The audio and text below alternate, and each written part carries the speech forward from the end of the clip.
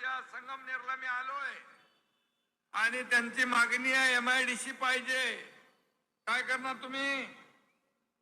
साहेब 15 दिवसापूर्वी आपल्या आदेशानुसार मी संगमनेरला गेलो होतो अमोल खताळ्यांच्या इथे आणि तिथंच आपल्या आदेशानुसार MIDC जाहीर केलेली आहे.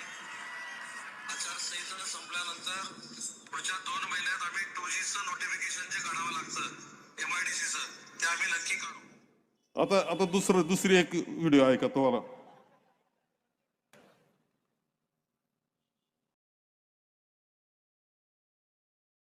लागतो का बघ.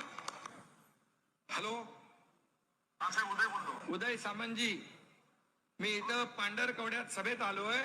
लोकांची मागणी आहे, इथे रोजगार नाही मिळत, इथं MIDC पाहिजे, जागा द्यायला तयार आहे.